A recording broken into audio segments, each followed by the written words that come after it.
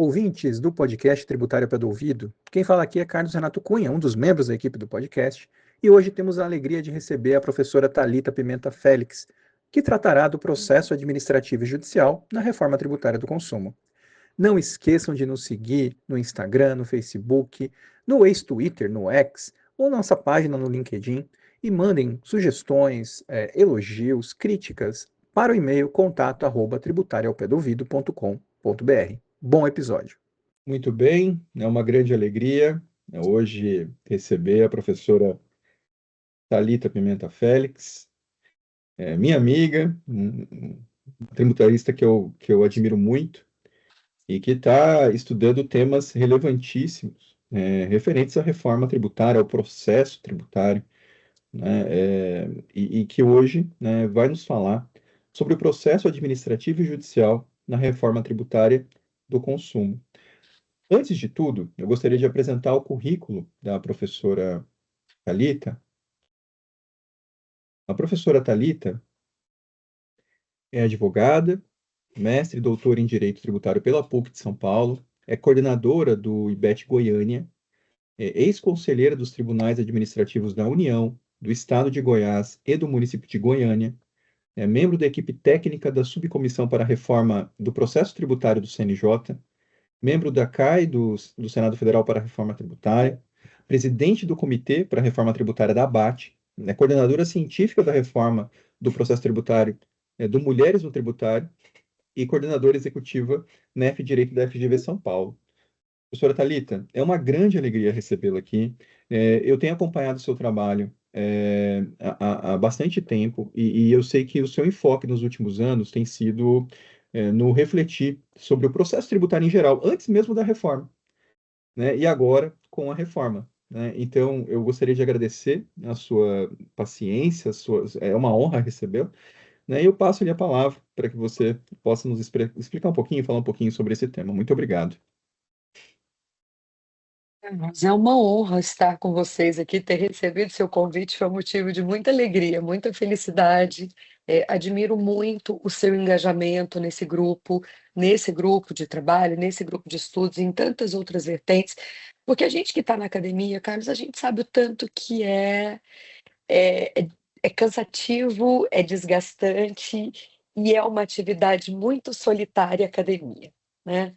Mas, em paralelo, eu costumo dizer que se as pessoas soubessem tanto que a academia é espetacular, seriam acadêmicos por malandragem, viu? Porque se tem uma coisa que só melhora com o tempo é a vida acadêmica, só melhora. Então, o tempo é muito favorável a essa atividade, né? Bom, vamos lá. Hoje, o Carlos me propôs que nós batêssemos um papo sobre o contencioso administrativo e judicial da reforma tributária sobre o consumo. Eu vou fazer um recorte muito grande, porque vocês já devem estar com muitos outros debates, para não fazê-los perder tempo e para que a gente possa ser mais pragmático e objetivo nessa análise. Mas, fazendo uma análise estrutural e um retrocesso de todo esse debate, por que que nós estamos com tanto problema no desenho do contencioso administrativo e do contencioso judicial em razão dos reflexos da reforma do consumo hoje? E esse elemento estrutural é fundamental, na minha opinião, como ponto de partida. A PEC 45, como chegou ao parlamento brasileiro, foi desenhada, construída ao longo de 10 anos, 12 anos, no CECIF, que é o Centro de Cidadania Fiscal, que é um think tank dentro da Fundação Getúlio Vargas, em São Paulo, que foi coordenado pelo professor Eurico Desante.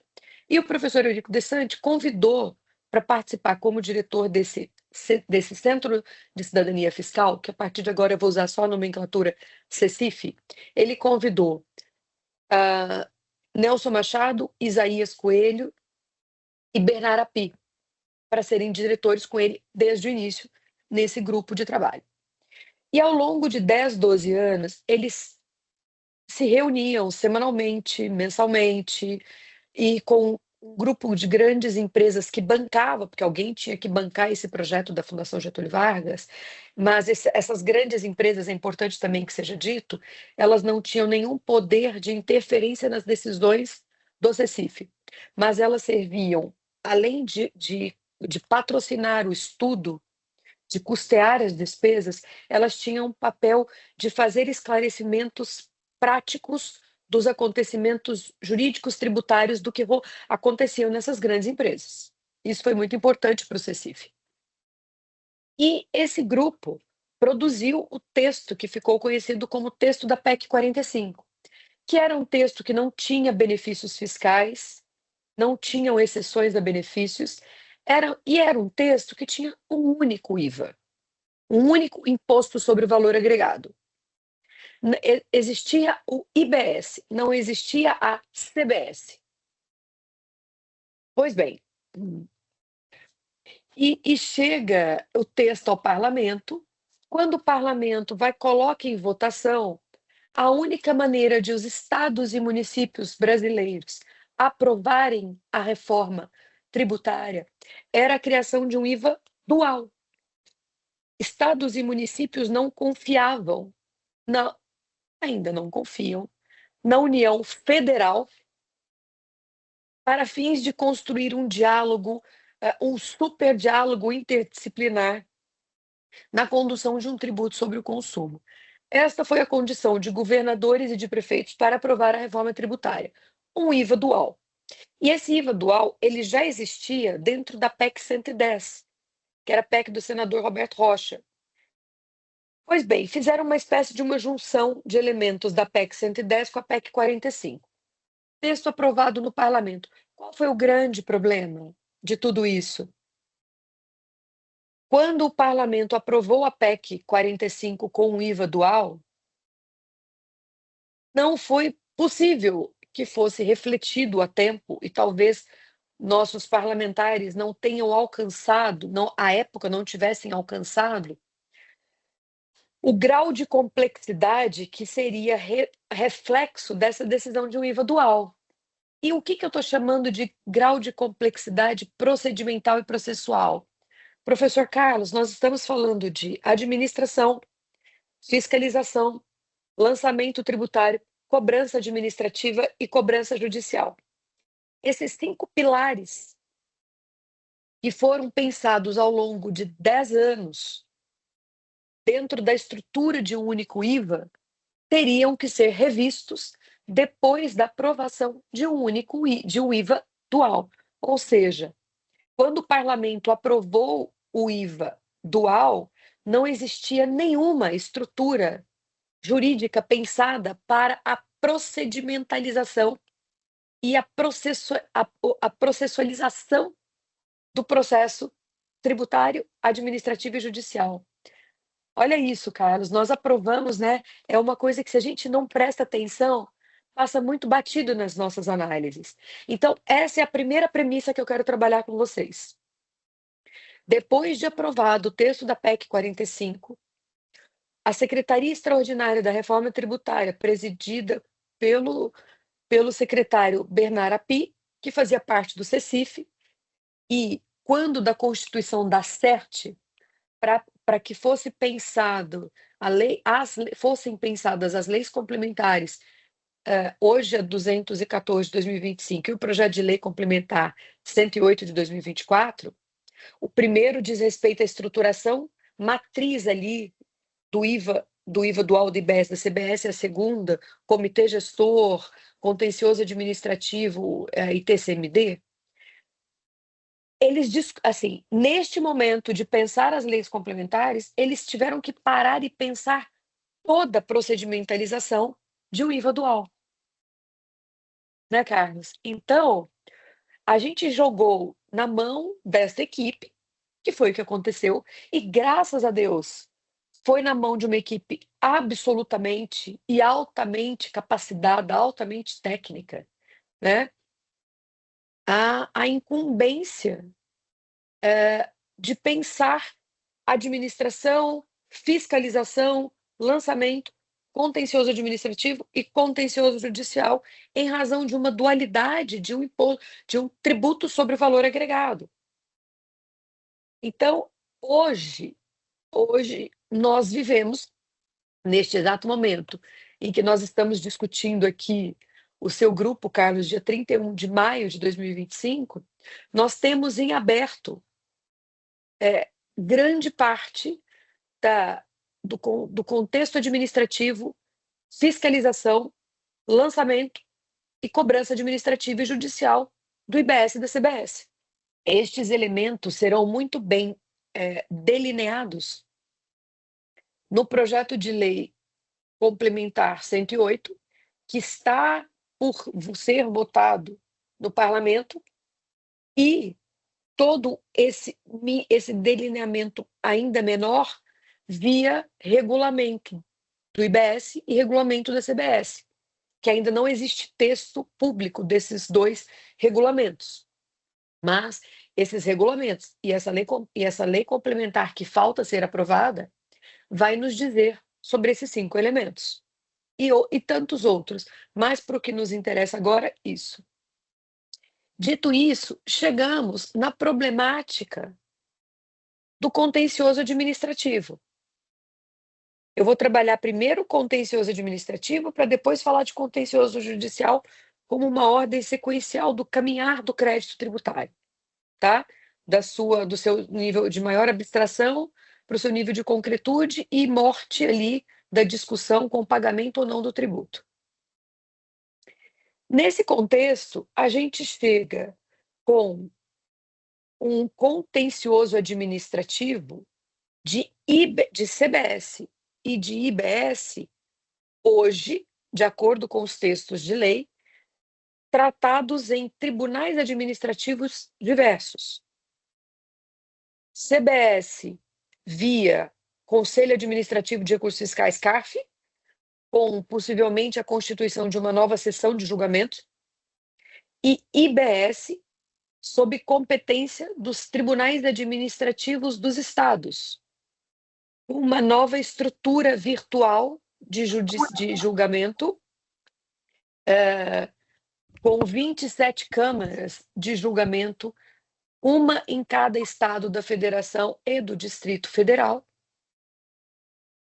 E aí, isso significa o quê? Significa que nós, da forma como está hoje, texto posto e texto proposto, percursos diferentes de julgamento, de tributos gêmeos idênticos, com os mesmíssimos elementos, à exceção da quantificação pela alíquota. Mas isso é o menor dos problemas, né, Carlos? A alíquota. A alíquota é só um elemento numérico, mas estruturalmente, em termos de análise, de interpretação jurídica e de capacidade de julgamento, nós corremos o risco de o professor Carlos, defendendo um cliente seu, ganhar o processo da CBS e perder o IBS.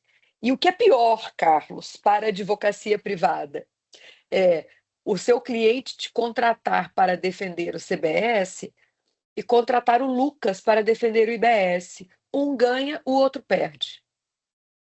Esse, para mim, é o pior dos mundos da advocacia privada que pode acontecer. Seu cliente vai falar assim, Carlos perde, Lucas ganha.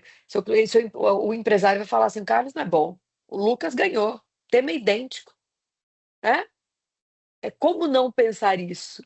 E olha o que a advocacia privada, em termos subjetivos, terá que lidar. Mas isso também é algo que tem incomodado muito o setor público. Tem incomodado muito o setor público. E aí, agora eu vou fazer um parêntese aqui e vou fazer um retrocesso. Eu não sei, Carlos, o quão o grupo está nivelado aqui em termos de estudos da reforma tributária. Mas o que eu quero chamar a atenção de vocês é para o artigo 156B da Emenda Constitucional, parágrafo 2º, incisos 5º e 6º. Artigo 156b da Constituição, parágrafo 2º, incisos 5º e 6º. O que diz esses incisos 5º e 6º? Inciso 5º. A fiscalização, e lembrando, o artigo 156b, ele trata do comitê gestor. Carlos, me fala uma coisa, vocês já tiveram algum bate-papo sobre o comitê gestor? Não, ainda não. Estamos analisando a regra matriz. Tá, então deixa eu contar rapidamente o que é o comitê gestor para deixar todo mundo na mesma página hoje, nesse momento. Ainda mais que você falou que existe um público aqui do setor público do município, correto? Sim, também. Tá. Então, gente, olha só, estou à disposição a hora que vocês quiserem abrir e falar aí, tá bom? Comitê gestor. O comitê gestor, eu gosto de começar a ideia do comitê gestor assim, o comitê gestor, ele é um tripé de funções. A primeira função do comitê gestor, e isso está nas primeiras linhas do inciso 156b, incisos 1, 2 e 3, se alguém estiver me acompanhando com a emenda. O primeiro pilar do comitê gestor, editar regulamento único e uniformizar a interpretação e aplicação da legislação.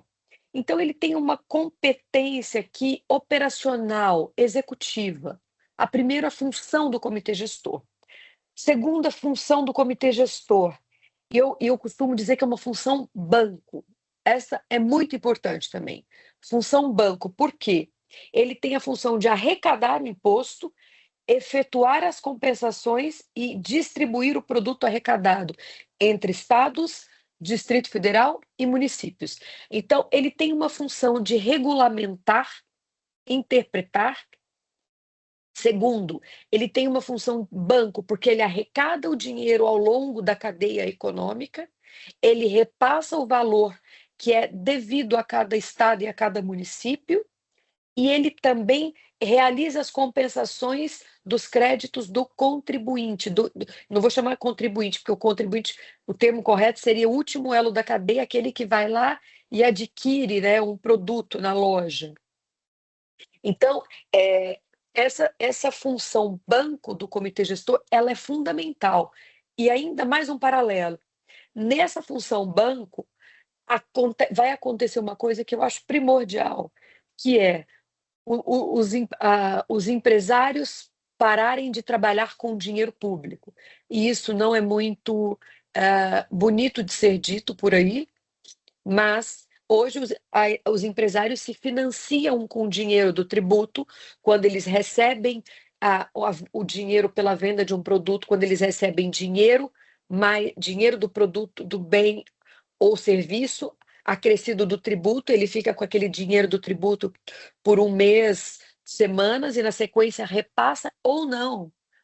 Repassa não, ele paga ou não o tributo para o ente público. Então, a empresa brasileira hoje se financia com tributo.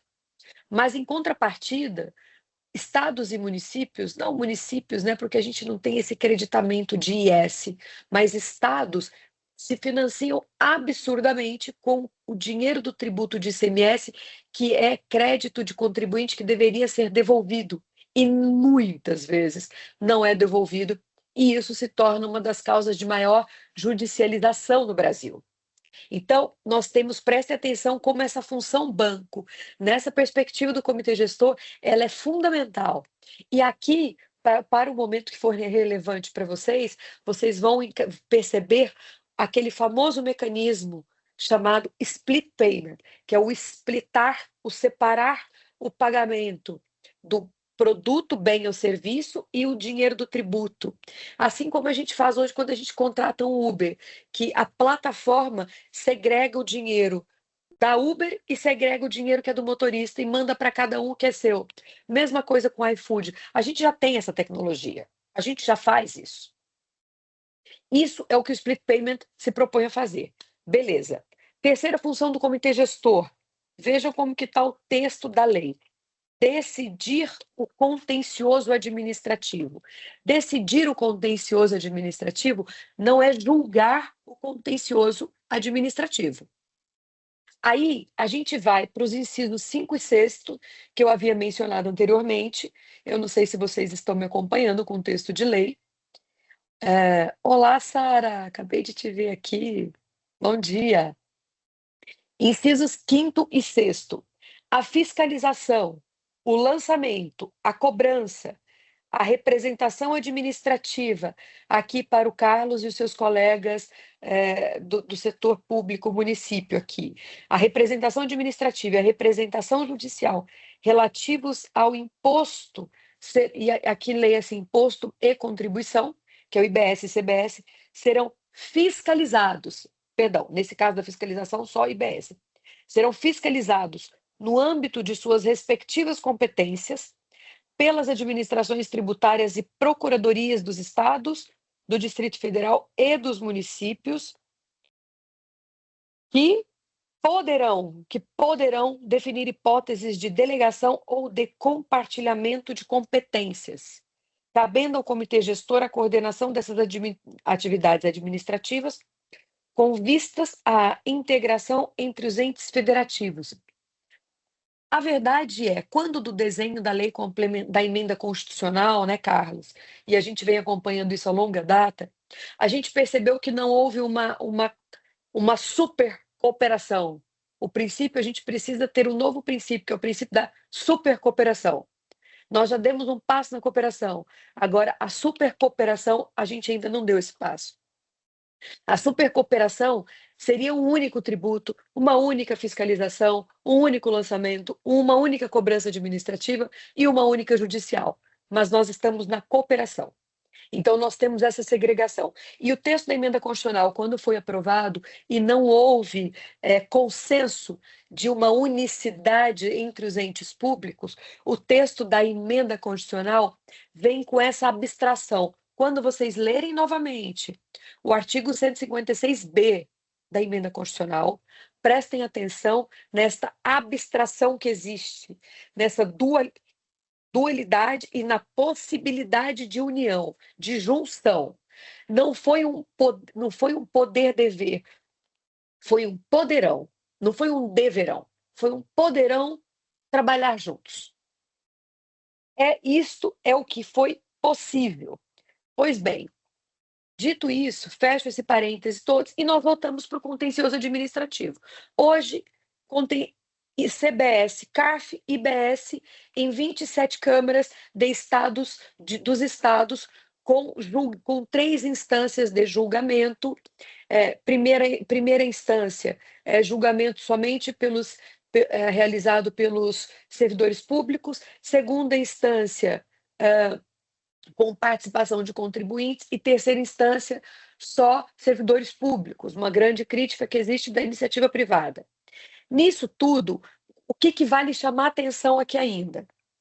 Nós temos um regramento procedimental e processual para IBS e para CBS diferentes. Olha aí, Carlos, que problema isso. Nós temos prazos distintos, nós temos nomenclatura de recursos distintos, nós temos tempos de apresentação de prova, nós temos contextos de tribunais administrativos também diferentes para julgar o mesmo tema. Para julgar o mesmo tema. Aí, agora eu vou fazer eu vou atravessar aqui um outro assunto. Segurem, fechem coloquem o ponto aí, que eu vou atravessar uma nota de rodapé. Hoje nós temos 5 reformas tributárias em andamento no Brasil. Reforma do consumo, reforma da renda, reforma da folha de salários, reforma do patrimônio, que já veio pensada na reforma do consumo, e reforma do processo tributário.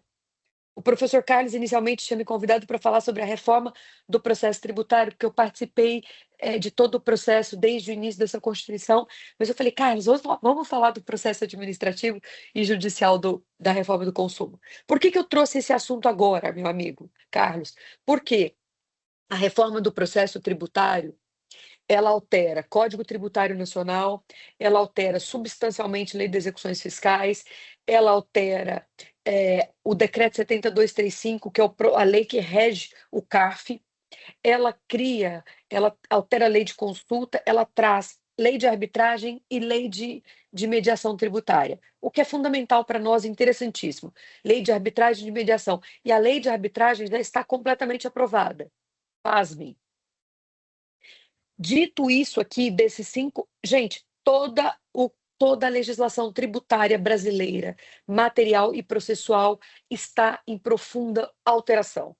Nunca antes na nossa história tivemos a oportunidade, Carlos, eu vou chamar de oportunidade, de vivenciar isso, de participar de um processo, de uma mudança tão abrupta de toda a legislação tributária. Alguns podem ver isso como uma maldição, outros como oportunidade. Eu os convido a vermos isso como uma bela oportunidade. Especialmente para aqueles que num sábado cedo, gelado, estão discutindo esse tema, não é verdade, meu amigo? Para vocês que já estão aqui, isso com certeza já é uma oportunidade. A reforma do processo tributário, ela cruza o nosso diálogo sobre o processo administrativo e judicial na reforma do consumo, porque ela altera a legislação do CARF sobremaneira. Ou seja, a estrutura de julgamento da CBS possivelmente vai ser regida por essa nova Lei 2483 de 2022, que está, esse PL, tá? Lei não, PL, que está regulamentando a CBS. E o IBS, pelo projeto de lei complementar 108, gente. As estruturas são muito diversas, são muito distintas. E, para além disso, tem um outro problema em apenso nisso tudo. A gente tem... Essa parte é cruel também. Um determinado grupo de infração para a CBS, processual, e aqui, material e processual para o IBS, que está no projeto de lei 108, que eu acabei de comentar com vocês. A gente tem 37 distintas infrações para o IBS que não alcançam a CBS. O CECIF, Carlos, aí capitaneado pelo Eurico, tem feito um barulho e tem brigado muito para transformar essas 37 sanções aqui, em 5. Tem um material muito interessante. Depois, se quiser, eu compartilho com você, para você trazer para o seu grupo aí. Pegando os 37, transformando em 5, isso já chegou no parlamento de diversas maneiras. Há uma grande expectativa nossa de que venha essa mudança no projeto de lei 108 para enxugar essas 37 infrações e transformá-las em 5. Gente, eu estou misturando muito assunto, mas está dando para compreender a junção desses cinco grupos de toda essa questão aqui, porque eu estou tentando juntar o que está acontecendo para a gente compreender com maior amplitude. O meu propósito em 30 minutos é trazer os elementos gerais do contexto do debate, do processo administrativo e judicial do IBS da CBS, que ainda está em aberto, e não as minúcias, Carlos, porque as minúcias, vocês vão abrir o texto da lei, o projeto de lei complementar 108, vocês vão ver, tá bom? Sim. Então, eu fiz essa opção, porque esse contexto é mais difícil de compreender se você não chega até ele. Então, no projeto de lei complementar 108, quem quiser entender o contencioso administrativo do IBS é a partir do artigo 84. E a CBS é a lei do CARF, ok? Então, pronto, esse é o nosso imbróglio hoje do contencioso administrativo. Vamos abrir um outro capítulo, contencioso judicial. Ah, não, Thalita, tudo bem, IBS e CBS são julgados separadamente no administrativo, tem uma Câmara de Uniformização, que vem no texto da lei complementar ali, mas é uma Câmara de Uniformização depois de toda a tramitação, Carlos, em âmbito administrativo. Então, julgou na primeira instância, julgou em segunda, julgou em terceira, sabe-se lá em quanto tempo. Aí tem uma Câmara de Uniformização, da qual os contribuintes não fazem parte. Depois de tudo isso, ok. É uma tentativa, tá? É dobre a tentativa, mas não resolve o problema. Mas tudo bem, Thalita. em âmbito administrativo, eles caminham em paralelo. Mas e no judicial, eles se unem? Não, da forma como está a proposição legislativa hoje. Hoje, há um grande debate. Existem algumas correntes. Quais são as principais? Primeira corrente, não em ordem de importância ou de minha opção ou do que tem mais sido dito, mas são 3 correntes. Primeira corrente, IBS será julgado nos tribunais estaduais e CBS nos tribunais federais. Aonde que esse debate vai se encontrar, gente? STJ e STF. Então, a gente vai ter todo um percurso administrativo e judicial com IBS e CBS distintos, segregados, para eles se encontrarem nos tribunais superiores. E aí, a gente discute matéria fática no STJ e no STF? Não. Não. Um grande problema, né, Carlos? E muitos anos, até que isso se resolva. Essa é uma das correntes. Tem muita gente que defende tribunais segregados. Eu acho, para mim, que é a pior possibilidade. Segunda corrente, que é capitaneada, olha, segunda corrente que é capitaneada, tem sido muito defendida, não sei se vocês ouviram falar de um relatório que foi publicado pelo STJ, capitaneado pela ministra Regina Helena Costa, pelo ex-desembargador, né, agora ministro Paulo Domingues, que é um gigante, é um ministro muito sério, muito competente, que chegou ao STJ recentemente. Eles defendem que IBS e CBS sejam julgados na Justiça Federal. Tem uma grande corrente defendendo este ponto. E tem uma terceira corrente que defende, que é capitaneada pela G1, Advocacia Geral da União, que tem sido defendida, que tem sido construída, capitaneada pelo professor Leonardo Alvim, que é procurador-geral da Fazenda Nacional. O Leonardo Alvim, Carlos, eu costumo dizer para ele assim, que ele está para a reforma do processo judicial do consumo, assim como Eurico está para a reforma tributária do consumo. Ele é a pessoa que tem brigado, tem estudado desde o início, tem feito profundas reflexões e diálogos Brasil afora, com a proposição de constituição de um novo órgão judicante para a matéria tributária, que uniria IBS e CBS e que seria formado por membros dos tribunais estaduais e dos tribunais regionais federais. Então, hoje, nós temos essas 3 grandes correntes para tratar do contencioso judicial tributário. E o mais bacana, se é que dá para dizer assim, mas para quem gosta disso, eu acho que é o mais bacana, é que nós estamos vivenciando isso agora, gente. Agora. Neste momento das nossas vidas, é isso que está acontecendo. É isso que está acontecendo. Nós estamos debatendo como serão construídas as regras do jogo processual, administrativo e judicial tributários da reforma do consumo. Eu tenho dito, Carlos, que este ano é o ano mais importante para as próximas décadas processuais do direito tributário brasileiro das nossas vidas. Porque o que for julgado não, o que for aprovado este ano em termos processuais vai ditar a nossa conduta processualística em âmbito tributário para as próximas décadas. 30 minutos. Eu fiz um super apanhado, Carlos. Estou muito honrada com o seu convite e agora eu quero ouvi-los. Professora Thalita, eu que agradeço, foi muito bom ouvi-la, né? Então, ouvir de quem está realmente participando desse debate, né, intensamente.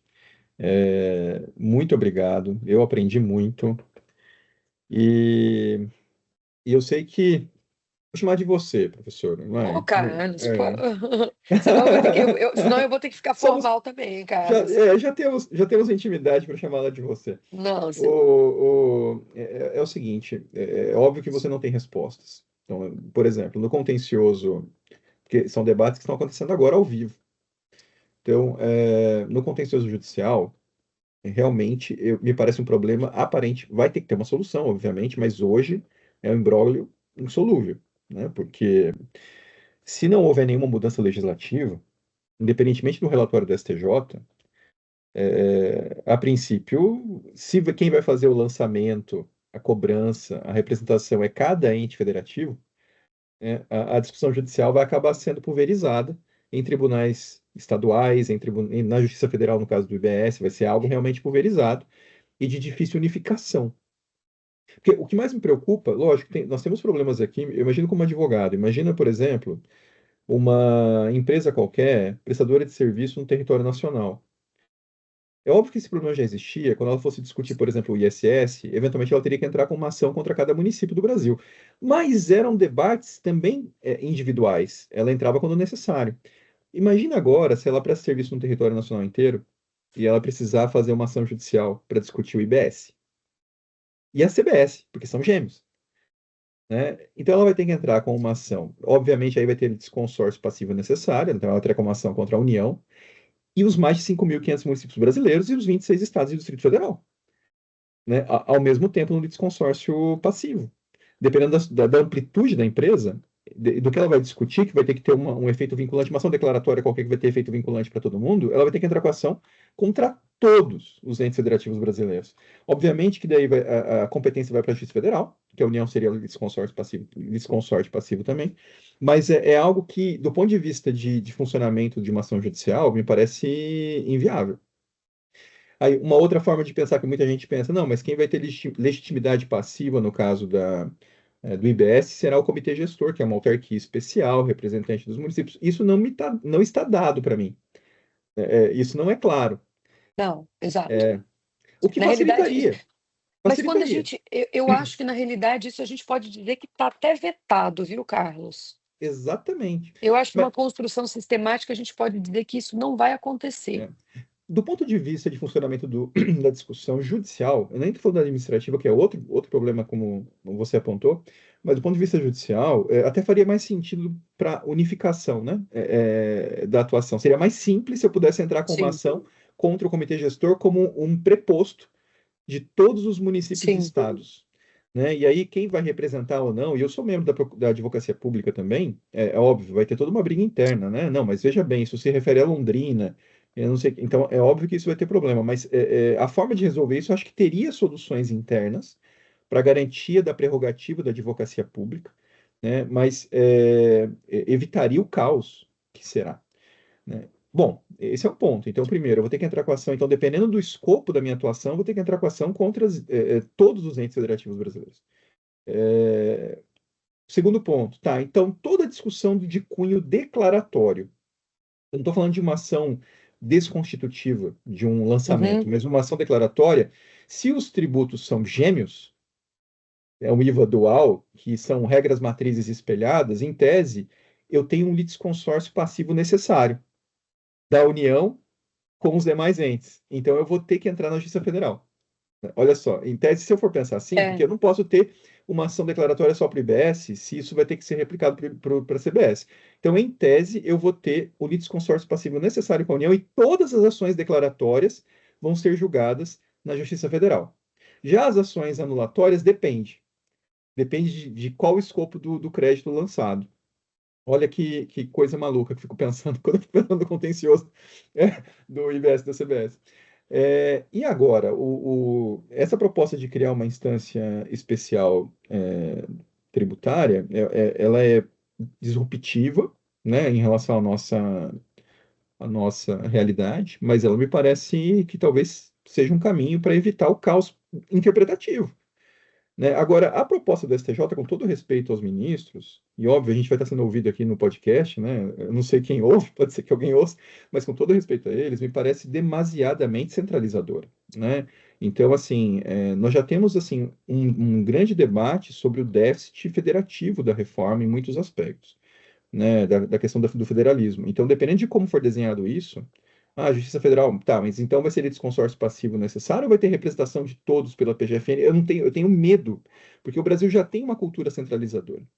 Então, a tendência é que esse tipo de solução que simplifica a vida do judiciário, ou até mesmo do contribuinte, às vezes se torne ainda mais centralizadora com um grande déficit federativo. Então, isso é uma coisa que a gente tem que tomar cuidado também para ter um equilíbrio aqui, para não fazer tabula rasa do princípio federativo. Então, é a primeira coisa que a gente tem que também colocar. Isso do processo judicial, né? Agora, imagina, um mandado de segurança específico contra uma autoridade municipal ou estadual. Vai ter que ser julgado na justiça estadual, seja onde for. E a gente vai ter realmente divergências interpretativas. Então, uma reforma pensada para evitar. Quem que é a autoridade coatora, né, Carlos? É o Pois presidente é, do comitê gestor? É o mas se for prefeito do feito. município? É o Então, secretário de... quem que é? Não, né? Quem é a autoridade coatora? Tá, e aí é o seguinte, uma reforma tributária pensada para evitar ou diminuir litígios, ela pode, pela forma como ela acabou sendo aprovada, né? Não estou falando de quem pensou a reforma, Sim, né? sim. Porque uma coisa é como a pessoa pensa, outra coisa é como sai, né? Ela pode gerar um problema realmente de entendimentos diversos que não são consolidados. Então, eu vou ter, às vezes, regimes, por questão de uma decisão declaratória transitada em julgado, eu posso ter regimes diferentes, o que não era esperado pela reforma, né? Que cria um tratamento isonômico para todas as É, operações. A neutralidade, eu posso ter problemas de é. neutralidade pela questão judicial. Isso no judicial. No contencioso, até, professora, só para terminar meu comentário, a gente abre também, lógico, a senhora comenta, o pessoal abre. No contencioso administrativo, é, eu lembro que no começo até você falou o seguinte, olha, porque realmente foi condição para aprovação da reforma por parte de prefeitos e governadores a criação do IVA dual. Isso faz parte do debate político. Mas veja, agora na criação do contencioso administrativo, a União também não quis abrir mão da sua estrutura própria, né? Então, assim, por que que a União não entrou nesse contencioso específico? E unificando o contencioso. Concordo em É. gênero, número e Então, grau. não é somente prefeitos e governadores, né? Mas a União também, ela Não, não mas quer abrir assim, mão. É. municípios e estados não confiam na União e tem razão para não confiar, né, Carlos? Tem um Tem histórico, razão. né? Tem história. A gente tem um largo histórico, né? É, Infelizmente. pois é. Esses eram os meus comentários, né? Então, realmente, eu prevejo problemas. Sabe por quê, professor? Imagina no contencioso administrativo. Não, mas tem uma instância que vai ser para harmonizar. Tá. Primeiro que demora para harmonizar, mas tudo bem. Ok, vai demorar, mas vai É um harmonizar. passo, né? É um É. passo. Agora, quem disse que todos os casos vão ser harmonizados? Não vão, porque vai ser uma instância extraordinária no processo administrativo. Então, vai ter requisitos específicos, né? E nós conhecemos bem. É difícil, até no E STJ, por quem exemplo. pode propor, né, Carlos? E quem que vai propor essa Exato. harmonização? Não é E, o. por exemplo, é a mesma coisa do judicial. Ah, não, mas vai ser harmonizado pelo STJ e pelo STF. Ok, mas para conseguir fazer um recurso especial ser conhecido, meu Deus do céu, né? Um recurso extraordinário ser conhecido, meu Deus, né? É. É um parto. Então, assim, você vai ter situações que vão se transitar em julgados ou vão ter preclusão administrativa da discussão e vão ficar com entendimentos divergentes. Bom, esses são os meus pensamentos. Eu sei que nós não temos respostas aqui, são coisas que só me preocupam e que agora eu fico tranquilo que não é uma preocupação só minha, né?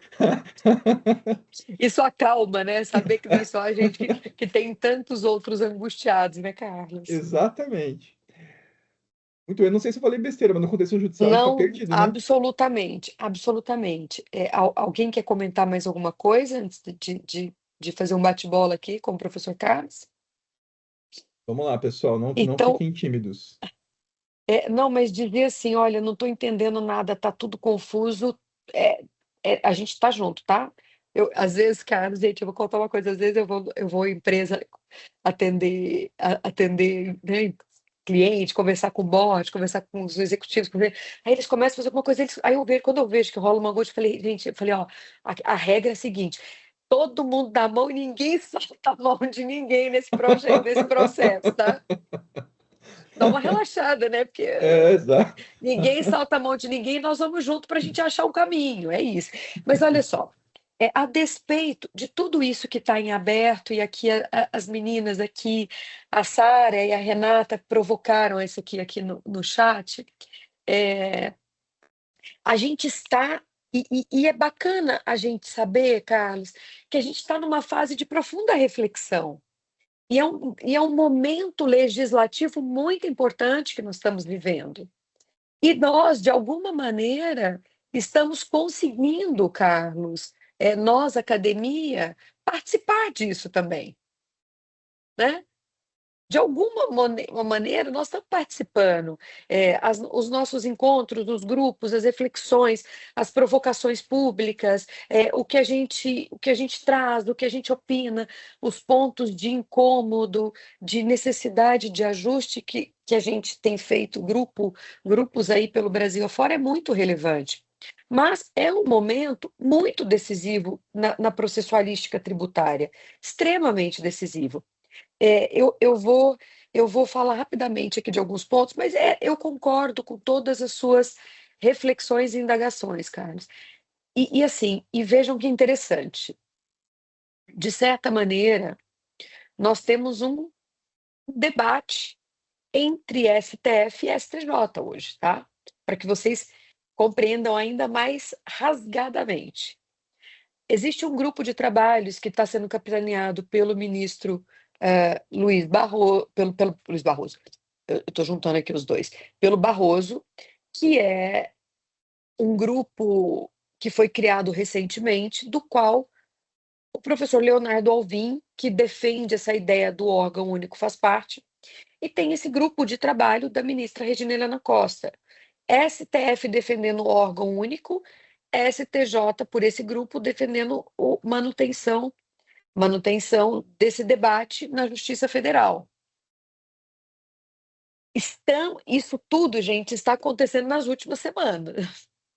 Assim, nas últimas 3 semanas, isso tudo tem acontecido.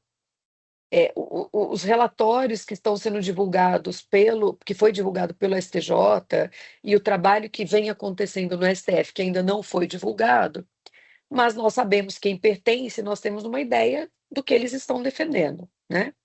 Especialmente o professor Leonardo Alvim. Mas eu acho, Carlos, eu acredito que nós vamos encontrar algum caminho alternativo, e que eu não acredito que fique como está. IBS nos tribunais estaduais e CBS nos tribunais federais.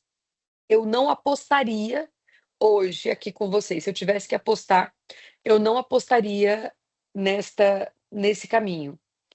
Eu acho que é mais plausível que vá tudo para federal, ou que seja criado um órgão único. Lembrando que eu comentei com vocês 3 possibilidades, né, que estão em aberto. Eu acho que a pior delas é Justiça Estadual e Justiça Federal em paralelo. E eu acho que hoje é que tem menos força na academia, nos grupos institucionais. O legislativo, a gente ainda não, eles ainda estão muito, esse debate parece que ainda não foi tão aflorado nas sessões públicas lá do parlamento. Então, e a gente ainda não tem uma nova proposição do PL 108. Né? Não temos um texto alterado para ser votado, não temos isso ainda. Então, eu acho que a gente tem que literalmente acompanhar e aguardar o que está acontecendo. E neste acompanhar e aguardar, Carlos, fazer o que vocês estão fazendo. Se reunir, debater, para entender os reflexos de tudo isso, né? Mas uma questão, algo que eu penso também, eu não acredito que a gente vá ter que litigar contra todos os estados e municípios brasileiros, as empresas que atuam em todo o país, né? Por exemplo, uma empresa de telecom, dá um exemplo de empresa de telecom. E a gente está vivendo um momento também que estão sendo abertas sugestões, perguntas, questionamentos à Receita Federal, sobre a tributação do consumo. E essas empresas estão muito proativas nesse debate, têm tentado um diálogo também com a administração pública brasileira para que elas possam dizer da problemática que seria a manutenção de um sistema processual como está. Então, é literalmente, sabe, gente, esse diálogo, e não é lobby aqui, Carlos, é muito bacana que a gente diga aí, o lobby já aconteceu. O lobby foi na Lei Complementar 214. Quem fez ali o lobby, né? Se bem que tem uns que ainda tentam fazer o lobby agora nesse projeto de lei para tentar alterar o projeto de lei. Marília? Oi, professora, tudo bem? Bom dia. No começo você falou comigo, mas a minha internet caiu bem na hora, então, desculpa. Eu fui aluna do professor Carlos aqui na especialização da PUC, e atualmente eu estou fazendo mestrado lá na PUC de São Paulo. Enfim, também participei do GT de infrações do NEF, da FGV, então, realmente esse assunto vem sendo debatido há muito tempo, né? Até antes da edição da lei complementar e do PLP 108.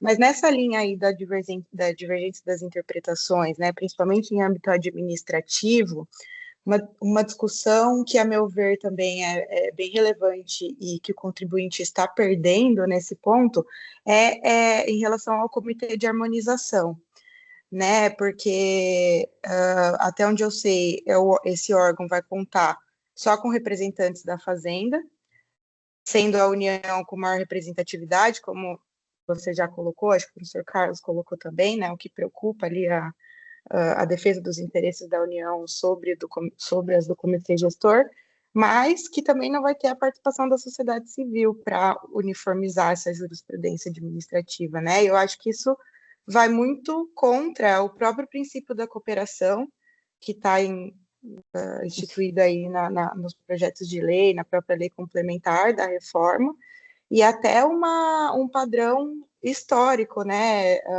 do CARF aí, com o fim do voto de qualidade, depois a volta, os próprios meios alternativos de solução de conflito. Então, acho que nesse ponto é bem preocupante, assim, tanto a estrutura do comitê de harmonização, qual que vai ser esse limite, como que isso vai se dar na prática, enfim. É isso, Marília. É isso. Essas são as angústias e as reflexões do momento. Esse comitê de harmonização é aquilo que eu falei para vocês. Vem IBS e CBS sendo julgado administrativamente, acabou o tribunal, a julgamento administrativo, pá, eles se encontram aqui, né? Pré-contencioso judicial e pós-contencioso administrativo, mas numa provocação no âmbito de capacidade, competência de provocação muito restrito, e sem a participação efetiva dos contribuintes. Então, e aí, Marília, você falou do princípio da cooperação. Eu acho que nós demos um passo muito grande em relação à cooperação, mas para a gente chegar onde a gente queria, acho que a gente precisa de uma super cooperação, entendeu? Eu acho que houve, assim, os municípios sabem, os estados sabem que eles cederam muito. Eles cederam muito, tanto que a reforma só foi aprovada porque eles cederam. Mas, por exemplo, é o que o Carlos falou, a União Federal, e aqui, a despeito de ter alguém aqui da União Federal, e é mais pura verdade, eu não sei se eles cederam em alguma coisa, sabe? Eu não sei se eles cederam em alguma coisa. Então, por isso que eu acho que a gente talvez. E aí, gente, muito honestamente,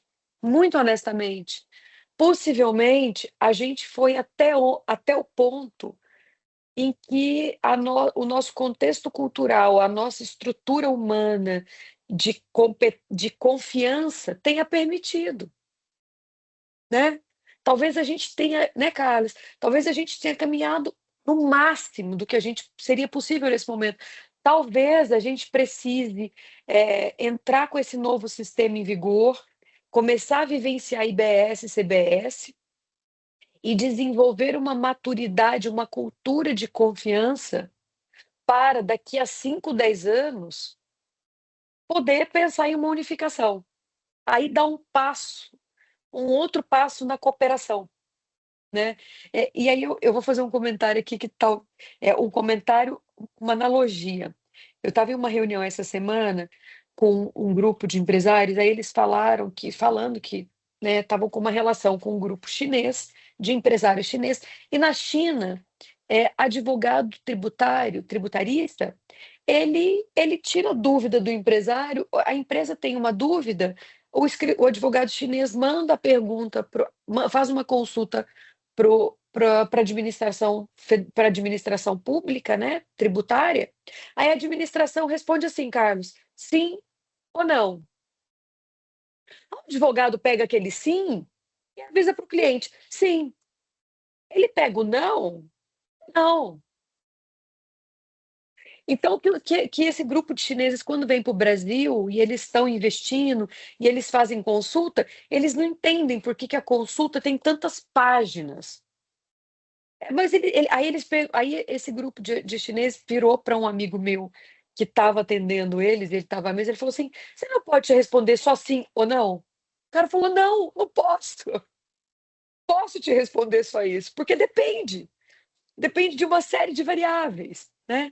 Então, talvez a gente tenha ido até onde foi possível, sabe? Eu só torço, tenho esperança de que IBS e CBS não sejam julgados em âmbito judicial separadamente. Eu sou muito favorável a um novo órgão jurisdicional formado por representantes de magistrados estaduais e representantes de magistrados federais. Isso, para mim, seria uma observância do princípio da cooperação. Mas, se isso não for possível, que seja só a Justiça Federal.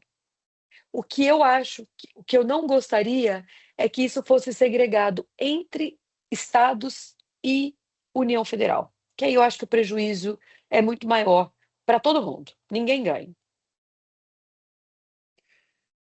Muito bem, professora Thalita. Que bom recebê-la, que bom ouvi-la. Eu acho que com isso a gente vai encerrando aqui já por hoje, pelo horário.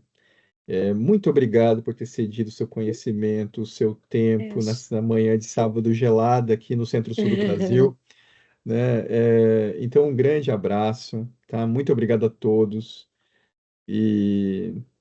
Professora, fica aqui meu agradecimento e fica já renovado o convite, né, para novas participações. Gente, Carlos, meu amigo, eu fiquei muito feliz. Gente, eu fiquei muito feliz quando eu recebi o convite do Carlos. Eu falei, nossa, que delícia! Que eu acompanho vocês há tanto tempo. Então, assim, estou muito feliz. É, sigamos aí nesses debates. A gente pode marcar um bate-papo depois que esse processo se desenrolar um pouco mais, Carlos, no legislativo. E aí eu acho que agora, quem não estava acompanhando isso com essa com esses elementos que eu trouxe, talvez fique melhor, mais factível de entender o debate agora que tem ocorrido, né? Enfim, é isso. Vamos estudar, vamos torcer para que venha o melhor para a gente. O Carlos, aqui o Bruno perguntou: o comitê gestor previsto no 108 corresponde ao conselho previsto. Exato. O comitê gestor de hoje é o Conselho Federativo da PEC 45. Olha só, para vocês perceberem, a ideia de Conselho Federativo caiu muito mal entre os parlamentares, porque eles não gostaram do nome. Aí alguém falou: tá bom, vamos mudar o nome, coloca aí um comitê que vai gerir, comitê gestor. Aí a ideia ficou mais palatável. Então virou comitê gestor. Mas é a mesma lógica, tá, Bruno? Fazendo adaptação de IVA único para um IVA dual. Carlos, estou à sua disposição, meu amigo. Tá bem, muito obrigado. Então, vamos encerrar.